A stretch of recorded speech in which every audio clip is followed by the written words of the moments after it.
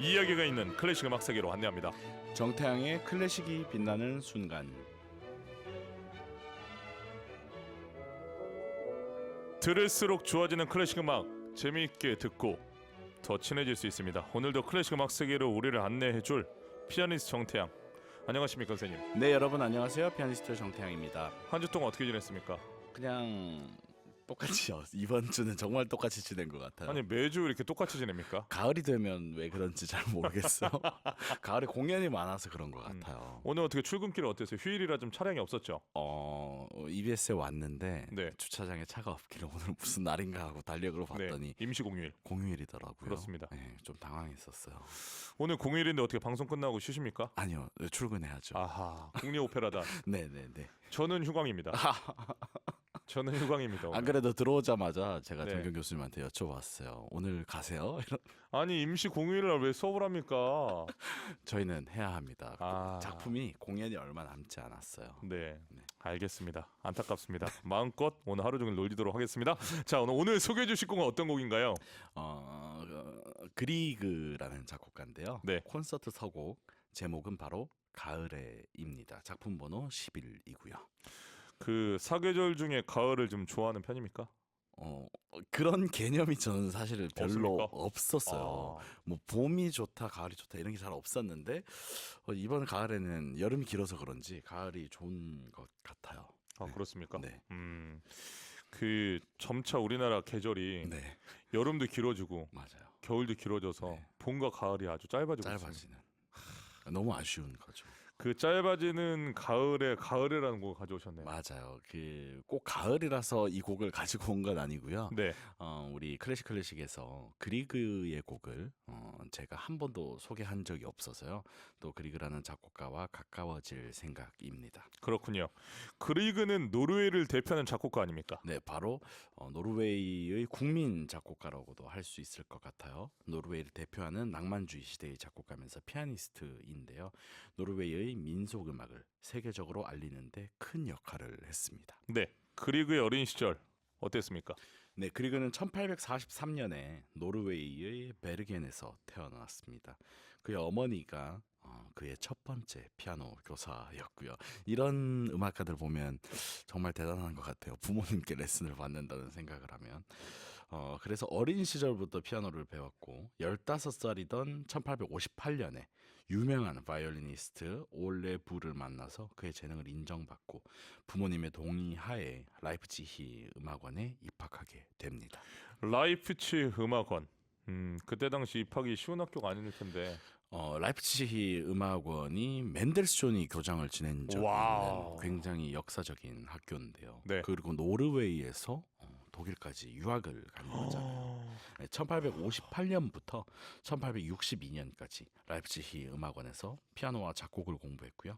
유럽의 그러니까 서유럽의 음악적 전통과 이론을 체계적으로 배웠습니다. 이 시기에 베토벤, 슈만, 쇼팽 등의 작품을 접하고 큰 영향을 받았다고 해요. 4년 공부를 했는데 네. 데뷔가 3학년 때입니까? 1861년 그러니까 학교 다니던 중에 그러니까요. 했죠. 그래서 스웨덴의 칼스함에서 피아니스트로 데뷔를 했는데요. 네. 1862년에는 라이프치히에서 학업을 마친 후에 네. 고향인 베르겐에 돌아와서 첫 콘서트를 열고 그때 베토벤의 비창 소나타를 연주했다고 합니다. 노르웨이에 태어나서 독일로 유학 가서 데뷔는 스웨덴에서 했군요. 스웨덴에서 하고 또 네. 고향으로도 돌아갔고요. 바쁘게 살았네요. 바빴죠. 네. 자, 앞서 그리그가 노르웨이 민속 음악을 널리 알린 작곡가라고 말씀해 주셨는데 민속 음악에 그리그가 관심을 갖게 된 계기가 있습니까? 이 많은 클래식 음악가들을 보면 자기 민족의 정체성에 대해서 고민하는 분들이 정말로 많은 것 같아요. 네. 바르톡이 자신의 고국 헝가리의 음악들을 수집했던 것도 그렇고 그런데 이 그리그도 마찬가지였던 것 같아요. 그래서 저는 이 작곡가들, 클래식 작곡가들이 이렇게 민속 음악을 발견하는 게 정말 그 나라의 문화적인 어떤 연구와 위상을 높이는 일이라고 생각을 하는데요. 그리그가 1864년에 코펜하겐으로 이주를 하게 됩니다. 근데 이때 노르트라크라는 작곡가를 만나게 되는데요. 그가 그리그에게 노르웨이 민속 음악을 접목한 작곡을 권유했습니다. 이 일은 그리그가 민족주의적 색채를 지닌 음악을 작곡하는데 아주 중요한 영향을 미쳤습니다. 저는 참 이 질문과 대답이 흥미로운데 네, 우리가 이제 그리그 생각하면 네, 태양 선생님께서 말씀해 주신 것처럼 민속 음악 네, 이게 대명사잖아요. 맞아요. 노르웨이로 어떻게 보면 알린 인물. 알린 인물이요. 그런데 스스로 생각한 게 아니라 네. 이렇게 누구의 누군가의 권유가 있었다라는 게 저는 굉장히 중요한 포인트입니다. 되게 좋은 멘토를 만난 것이 아닌가라는 생각이 들어요. 그래서 음. 그 나라의 이제 민속 음악들에 집중했던 작곡가 중에서 쇼팽도 있잖아요. 폴란드의 춤곡들을 연구하고 했었는데, 그러니까 폴란드의 공항 이름이 쇼팽일 정도로 그 나라의 아이콘이 된 거잖아요. 그래서 문화예술과 이렇게 밀접하게 붙어 있는 것 같아요. 만약에 1864년에 코펜하겐으로 이주하지 않았다면 그리그는 지금처럼 유명하지 않았을지도 모릅니다. 그저 그런 작곡가가 됐을 수도 있겠죠. 아, 네. 그저 그런 작곡가는 뭔가요? 별로 안 유명한 네, 알겠습니다. 지금 정도의 레전드가 아닌. 네. 네, 제가 또 짓궂게 물어봐서 죄송합니다. 자, 그리그에게 영감을 준 또 다른 요인은 뭐가 있을까요? 네, 바로 결혼인데요. 사촌인 니나 하게루프와 결혼을 했습니다. 네, 하게루프는 그리그의 주요 소프라노 협연자가 되었고, 이듬해 1868년에는 바로 그리그의 최고의 대표작이죠. 피아노 협주곡 A 단조를 작곡해서 성공을 거두며 유럽 전역에서 이름을 알리게 됩니다. 그래서 이 그리그 피아노 협주곡은 제가 공식적인 무대에 선 가장 첫 번째 작품이에요. 언제입니까? 제가 17살, 18살쯤에 경북 도립교향악단이랑 그리그 협주곡을 협연한 적이 있었어요. 오, 10대 때 협연을 했네요. 네. 지금 굉장히 은근히 대놓고 자랑하시는 것 같은데. 아니요, 그리그와 네. 저의 접점이 있다, 이거를 말씀드리려고요. 아니 그리그를 팔면서 지금 네. 본인 어필을 좀 해도 되는 겁니까? 그때 오디션으로 제가 1등을 해가지고 아, 너무 축하합니다. 대단합니다. 저기 안동, 경북 안동 예. 그 문화예술회관에서 협연을 했던 기억이 나는데, 네. 그런데 제가 그게 한 달 만에 준비를 했어야 되는 상황이었어요. 이게 전문 용어로 이게 진짜 이게 방송이라서 이런 용어 써도 되는지 모르겠는데 여하튼 네. 그 땜빵 아니, 이었습니까? 아니요, 땜빵이 아닌데 네. 그 경북 도립교향악단에서 그 당시에 공연을 너무 급하게 잡은 거예요. 네. 저는 한 몇 달 뒤일 줄 알았는데, 그래서 당시 제가 배우고 있던 선생님께, 우리 출연자신 시민자 교수님께 무슨 곡을 하면 좋겠습니까? 여쭈니까 당장 그리그를 시작해라. 저는 베토벤 협주곡도 하고 싶었고 그랬는데요. 제가 그 시민자 교수님한테 배우면서 가장 많이 혼났던 한 달이에요. 왜냐면 한 달 만에 무대를 서야 되는데, 이게 제가 심장 교수님 어떻게 혼냅니까? 되게 우아하게 혼내실 것 같은데. 야, 너 그렇게 치면 안 돼. 말하지 않겠습니다. 그 피아노 치는 다른 전공자들에게 한번 물어보시기를. 좀 엄격하신가요? 당시 엄격하셨죠. 상상이 안 되는데. 학생일 때 엄청 엄격하셨죠. 그런데 그래요? 이제 대학을 가고 좀 그 시기가 지나고 나면 정말 친구 같은 선생님이 되시는 그런 분이셨어요. 왜냐하면 그 레슨 1시간 무서운 걸 못 견뎌서 어떻게 1000명, 2000명 관객 앞에 서느냐고 항상 그러셨었어요. 정말 좋은 핑계인데요. 네, 그래서 네. 한 달 만에 제가 그리그 협주곡을 어쨌든 네. 칠 수 있었습니다. 제가 오늘 한수 배웠습니다. 자, 당장 다음 주 수업부터 써먹도록 하겠습니다. 어쨌든 네. 이 그리그 협주곡이 저에게도 가장 첫 데뷔를 하게 해준 작품이지만, 네. 그리그에게도 최고의 성공의 시작을 만들어준 작품입니다. 그리고 나서 1874년부터 76년까지 그리그는 좋은 작품을 정말 많이 작곡하는데요. 페르퀸트의 부속 음악을 작곡함으로써 정말로 유명한 곡들을 쏟아내게 되죠. 그리고 성공과 명성을 다 누리게 된 그리그는 1885년에 노르웨이 하르당이라는 곳에 새 집을 짓습니다. 그리고 그곳에서 많은 작품을 작곡했고요. 특이한 것은 그리그 하면 정말 옛날 사람 같이 느껴지는데요. 1903년에 파리에서 자신의 피아노 음악을 9개의 78 RPM 축음기로 녹음을 했습니다. 그래서 현재도 이 녹음은 그리그의 피아니스트로서의 능력을 확인할 수 있는 귀중한 자료입니다. 오늘 방송 이후로 네. 그 뭔가 이 데뷔하기 위해서는 네. 그리그 음악을 쳐야 된다. 그리고 협주곡 근데 정말 네. 많은 연주자들이 데뷔곡으로 선택할 걸요 아마도. 네. 강렬하고 또 네. 예, 성공하기 위해선 그리그로 가라. 그리그로. 자, 피아노를 하도 잘 쳐서 그리그가 북유럽의 쇼팽으로 불리기도 하지 않았습니까? 그렇다고요. 그리고 피아노 작품도 압도적으로 많이 쓴 편이고요. 본인도 피아노 녹음이 남아 있을 만큼 잘 치기도 했었죠. 그리그와 리스트가 관련된 일화가 있습니까? 네, 그리그가 자신의 첫 번째이자 이제 유일한 그 피아노 협주곡을 작곡한 후에 유명한 피아니스트이면서 작곡가인 프란츠 리스트에게 보여주었습니다. 네. 이 리스트가 다른 작곡가들 이야기할 때 항상 겹쳐서 많이 나오잖아요. 슈만 이야기할 때도 그렇고 브람스나 쇼팽 이야기할 때도. 그런데 이 리스트가 그리그의 음악을 매우 칭찬하면서 로마에 초청을 했다고 합니다. 그런데 리스트는 그리그의 피아노 협주곡을 즉석에서 연주하면서 악보를 보지 않고도 완벽하게 연주할 수 있는 능력을 보여주었고 이것 자체가 그리그에게 큰 영감을 주었습니다. 그러니까 제가 이건 참 리스트가 어떻게 보면 피아니스트의 공공이 적이 되는 순간이라 할 수 있겠습니다. 이 리스트가 예. 현재까지도 그렇죠. 그렇죠. 현재까지도 모든 현대 피아니스트들의 비교 대상이 되는. 저는 정말 크게 외치는 피아니스트, 정말 여러분들이 알만한 정말 엄청난 대가 피아니스트께서 네. 연습을 하다가 외치는 소리를 들었습니다. 아 진짜요? 예. 리스트 때문에. 아 진짜요? 아 리스트. 네. 왜냐하면 리스트가 악보를 안 보고, 네. 그러니까 리스트는 제가 봤을 때 예술 경영학적 시각으로 봤을 때는 엄청난 기획자예요. 엄청나죠.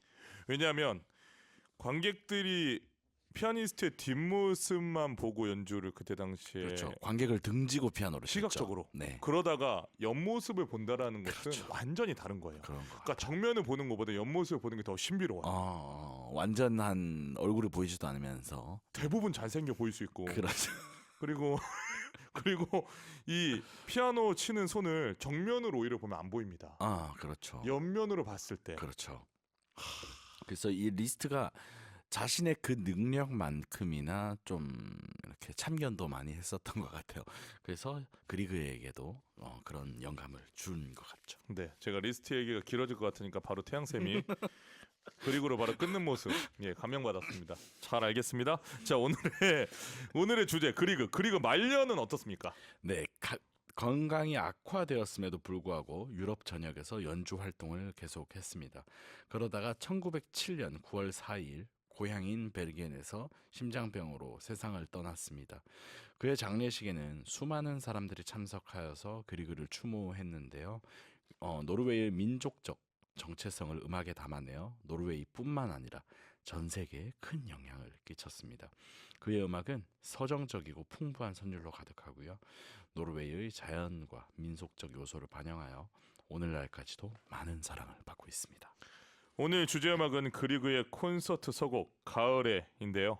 자, 콘서트 서곡 간략하게 소개 부탁드립니다. 네, 콘서트 서곡이라고 하면 네. 보통 오버처. 오페라나 발레 작품 앞에 붙어 있는 그 음악의 시작을 알리는 단일 피스라고 생각할 수 있을 것 같은데요. 그렇죠. 콘서트 서곡이라고 하면 한 콘서트의 시작 부분에 보통 연주하도록 만들어지겠죠. 여러분께서 교향악단의 연주를 보러 가시면 보통 앞부분에 뭐 베르디의 나부코 서곡 또는 모차르트의 피가로의 결혼 서곡 이런 것들을 연주하는 경우가 많은데 이 콘서트 서곡 가을에는 어떤 오페라나 발레 작품에 종속되어 있지 않고 콘서트만을 위해서 독립적으로 작곡된 작품이라고 할 수 있습니다. 그래서 이 작품은 그리그의 굉장히 초기작이고 그가 오케스트라라는 이 거대한 음악을 어떻게 다루기 시작했는지를 알 수 있는 곡인 것 같아요. 그리고 보통 음악이 붙어있는 제목들이 작곡가가 붙이지 않은 경우가 많은데요. 그리그는 이 제목을 직접 붙였습니다. 그렇군요. 작곡은 언제 했습니까? 네, 그리그의 이 작품은 1865년에 작곡이 되었습니다. 이 곡의 작곡과 관련해서 전해진 재미있는 이야기가 있더라고요. 그리그가 코펜하겐에 방문했을 때 자신이 작곡한 이 곡을 닐스 게데라는 작곡가에게 보여주었습니다. 그런데 게데가 굉장히 심한 말을 해요. 이거는 쓰레기야. 집에 가서 더 나은 것을 쓰도록 해라. 이렇게 혹평을 한 건데요. 이 사건 이후에 그리그는 이 곡을 버린 것이 아니라 피아노 듀엣곡으로 편곡을 해서 스웨덴 아카데미의 한 대회에 출품을 했습니다. 그런데 그 심사위원 중에는 혹평을 쏟아놓았던 게데도 있었다고 하는데요. 그런데 이 서곡이 대회에서 1등을 차지했고 듀엣 버전으로 스톡홀름에서 출판이 되었습니다.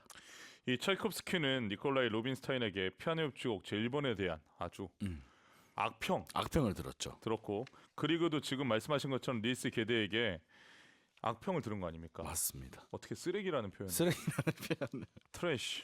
그런데 나중에 대회에서는 닐스 게데가 1등을 준 거죠. 그러니까 이 부분이 참 또 재미있는 포인트인데 네. 이런 혹평, 악평을 받는 것에 대해서 어떻게 생각합니까? 악평을 받을 수도 있죠. 네. 만약에 정태훈 선생님이 딱 연주를 했는데 네. 독주를 했는데 전경이 나타나서 네.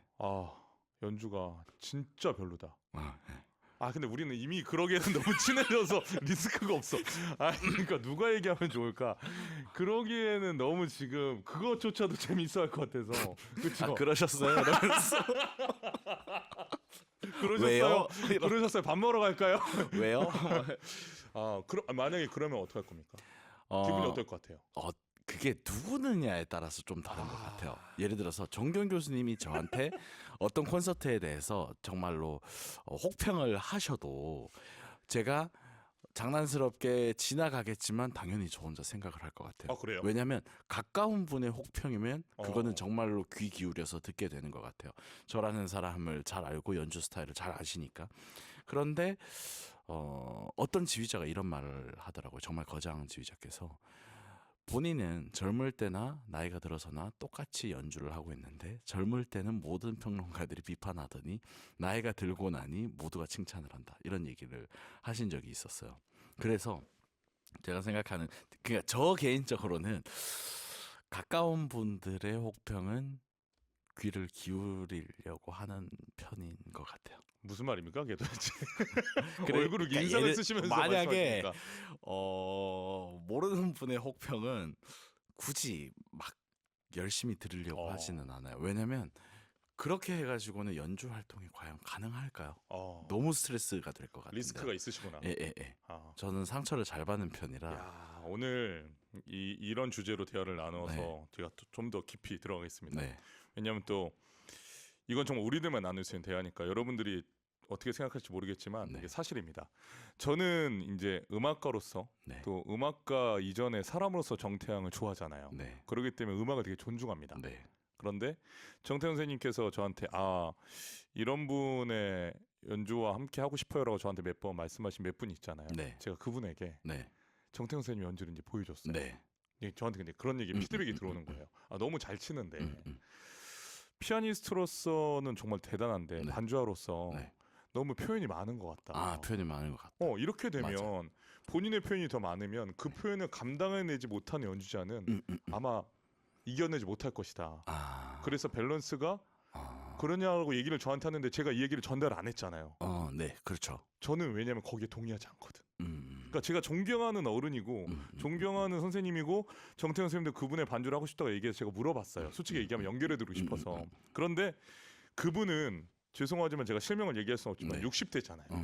그러니까 60대가 바라봤을 때는 그럴 수 있어요. 저도 하지만 그렇게 제가 생각해요. 지금 바라봤을 때 정태현 선생님은 네. 더 많이 지금을 표현해야 되는 시기라고 생각이 들거든요. 근데 그런 분의 피드백이 들어가서 맞아요. 만에 하나 자기가 더 지금 표현을 해서 끝까지 가야 되는 그런 부분이 있어서 그런 피드백이 들어와서 선생님의 에너지가 절감되는 게 저는 원치 않았던 거예요. 생각을 많이 하게 하는 정말 좋은. 저 진짜 얘기 안 네, 했잖아요. 맞아요. 그런 말씀이신 것 같아요. 예, 왜냐하면 그래서 이게 되게 중요합니다. 그러니까 이게 가까이 있는 사람에 대한 평가를 더 고시해볼 거라고 말씀하신 부분이 맞아요. 저는 이런 부분이 중요하지 않나. 맞아요. 그 표현이라는 것이 사람마다 다 다르고 네. 세대마다 다 다르고 맞아요. 개인적인 성향이니까. 예, 다시 그리그로 돌아가겠습니다. 저희가 이제 빠져들면 또 워낙 또 딥하게 가기 맞아요. 때문에 다시 그리그로 나오겠습니다. 자, 곡에 대한 이야기 좀 해볼게요. 콘서트 서곡 가을에 어떤 구성으로 이루어졌습니까? 네, 처음에는 디장조의 안단테로 시작이 되고요. 네. 오케스트라가 연주하는 화음과 대비되는 밝고 경쾌한 목관악기의 테마가 이어집니다. 그리고 긴장감이 서서히 고조가 되고 또 알렉으로 빠른 부분으로 전환이 됩니다. 오케스트라는 메인 테마를 이어받아서 연주하는데요. 그리그의 노래 어텀 스트롬에서 따온 것입니다. 그리고 여러 가지 테마들이 이어지고 좀 불안한 느낌도 존재하고요. 또 다양한 악기들이 여러 테마를 연주하는, 그러니까 처음에는 목관악기의 테마가 화려하게 시작하고 그것이 나중에 다시 재현되면서 아주 장엄하게 마무리가 됩니다. 그렇군요. 자, 그리그에게 이 작품은 어떤 의미였을까요? 그리그가 본인이 피아노를 굉장히 잘 치는 피아니스트였지만 오케스트라를 다루는 능력도 정말 탁월하다는 것을 보여주는 작품인 것 같아요. 그리고 가을에라는 제목이 붙어 있는데 모르겠어요. 사람마다 느끼는 가을의 모습이 다 다르잖아요. 그래서 그리그가 느꼈던 가을을 알 수 있는 작품이지 않을까 생각해요. 그렇군요. 그리그와 관련된 또 일화가 있습니까? 이 작품에 대한 일화? 작품에 대한 일화는 아는데요. 네. 그리그가 키가 굉장히 작았다고 합니다. 그래요? 152cm 어허. 정도였다고 해요. 네. 그래서 항상 작은 피아노 의자를 찾아다녀야 했습니다. 그래서 어느 날 친구에게 이런 농담을 했습니다. 나는 2명의 친구가 필요해. 하나는 키가 나만큼 작은 사람, 그리고 다른 하나는 굉장히 키가 큰 사람. 그래야 내가 첫 번째 친구와 걸을 때는 작아 보이지 않고 두 번째 친구와 걸을 때는 더욱 당당해 보일 수 있거든, 이라는 농담을 남겼다고 해요. 그렇군요. 유머 감각이 좀 있었던 것 같습니다. 네, 유머 감각과 관련해서는 이런 일화도 있습니다. 영국을 자주 방문해서 많은 명예와 훈장을 받았다고 합니다. 그런데 그리그는 이러한 훈장에 그다지 감명받지 않았다고 합니다. 하지만 영국을 여행할 때 여행 가방 맨 위에 훈장을 놓고 다녔다고 하는데요. 왜냐하면 세관원들이 이 훈장을 보면 저에게 친절하게 대해줍니다라고 농담을 하곤 했다고 해요. 그러니까 제가 좀 분석을 해보면, 제가 심리학자는 아니지만 네. 이 닐스 게데에게 콘서트 서곡 가을에 대한 혹평도 들었고 네. 이 훈장을 별로 좋아하지도 않고 감명받지도 않았는데 이렇게 쓴 거 보면 그리그는 멘탈이 좋습니다. 멘탈이 강한 사람인 것 같아요. 멘탈이 강한 거예요. 뭐 그러거나 말거나. 그러거나 훈장을 올려놓고요. My way. 알겠습니다. 자, 이제 그리그의 콘서트 서곡 가을에 작품으로 10위를 감상하게 될 텐데 어떤 점 생각하면서 들으면 좋을까요? 네, 어쩌면 청취자 여러분들께 그리그라는 작곡가가 조금 생소할 수도 있을 것 같아요. 피아노 협주곡의 테마 말고는 딱히 떠오르는 곡이 없을 수도 있고요. 그런데 그리그의 경력 초기에 위치하고 있는 이 곡을 통해서 그가 오케스트라를 어떻게 생각하고 있는지, 그리고 제목이 가을에라고 붙어 있으니까 우리에게 다가오기 조금 더 쉬운 느낌이 있잖아요. 그래서 여러분들이 생각하는 가을과 또 그리그의 가을을 한번 비교해 보셨으면 좋겠습니다. 오늘 정태양의 클래식 빛나는 순간에서 소개한 그리그 콘서트 서곡 가을의 작품으로 11을 네메 예레비가 지휘하는 예테브리 심포니 오케스트라 연주로 들려드립니다. 그리그의 콘서트 서곡 가을의 작품으로 10일 네메 예레비가 지휘하는 예테브리 심포니 오케스트라 연주로 감상했습니다. 진인사 대찬명님, 너무 유쾌하고 중독성 있는 방송입니다. 클래식 방송이 지루하지 않고 즐겁고 활기차서 좋아요. 네, 이게 이제 편견이 이렇게 있습니다. 지난주에 네, 이제 정효 교수님께서 우리 방송이 너무 활기차다 이런 말씀하셨잖아요. 네. 그런데 제 주변에서 이제 방송 들은 분들이 그게 뭐가 어때서 그래서 좋다 이런 피드백이 많았어요. 지난주에 어떤 얘기는 이제 기억하고 있습니다. 제가 그 교수님과 직접 또 통화를 했어요. 그 교수님이 실명 거론을 허락해 주었습니다. 와, 예, 카이스트의 김하일 교수님이라고 그쪽 네. 분야에서 굉장히 유명한 네네. 교수님입니다. 아, 그래서 김하일 교수님이 굉장히 내 방송이 불편하다. 언제 클래식을 감상해야 되는데 진행자가 왜 방해를 하느냐 라는 부분으로 말씀하셨지만 결과적으로는 불편한 매력이다 라고 얘기해 주셨는데, 우리 많은 분들께서 이렇게 즐거워해 주시니까 너무 즐겁고 저는 컨셉을 바꿀 생각이 없습니다. 예, 앞으로 이렇게 가겠습니다. 어떻게 생각하십니까? 당연히 계속 하셔야죠. 진인사 대천명님 고맙습니다. 앞으로도 클래식 방송이 정말 이렇게 즐거울 수 있구나 라고 느낄 수 있도록 제가 최선을 다하겠습니다. 앞으로도 메시지 부탁드립니다. 에드남스님, 클래식에는 일자 무식이지만 무슨 말인지 알겠네요.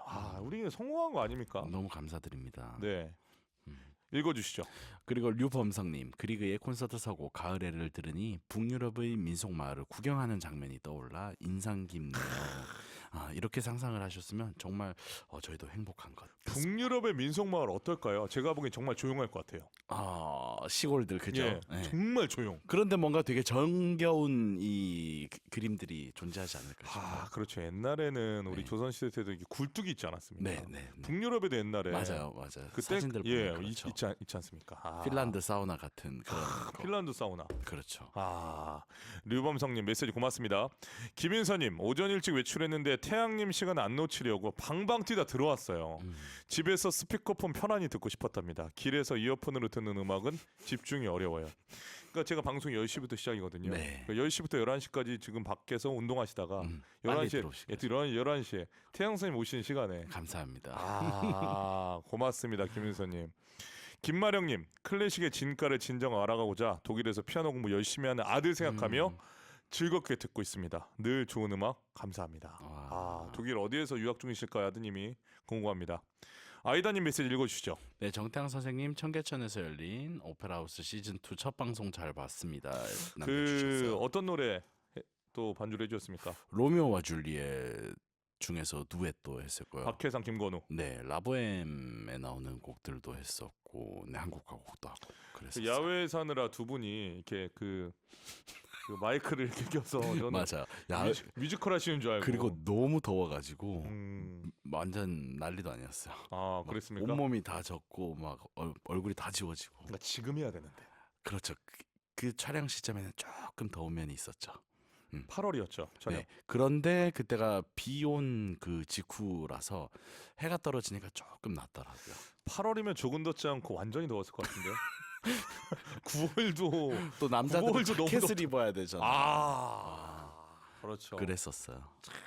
이게 참 그렇습니다. 자, 다음 주에 소개해줄 작품은 어떤 작품입니까? 네, 다음 주는 독일의 작곡가 브람스의 또 피아노 작품을 준비했습니다. 우리가 브람스 이야기 지난주에 나눈 게 기억이 나는데. 네, 브람스 벌써 왔군요. 정말로 좋은 작곡가고 또 지금까지도 가장 사랑받는 작곡가 중에 한 명이죠. 브람스를 기대하면서 또 이 다음 주 한 주를 어떻게 기다립니까? 다음 주 한 주도 우리 정경 교수님의 다른 코너는 매일 이어지니까요. 여러분들 클래식 음악과 함께 행복한 하루를 시작하셨으면 좋겠어요. 네, 오늘 그 휴강 안 하시고 네, 그다음에 이제 방송에서 퇴근하신 다음에 국립 오페라단 가야 합니다. 일 열심히 하시고 행복하게 하도록 하겠습니다. 네, 휴일에도 열심히 하시기 바랍니다. 네, 감사합니다. 고맙습니다. 계속해서 생상세 동물의 사육제 중 백조를 플루티스트 에바 에틀과 하피스트 콘수엘로 줄리아넬리가 연주합니다.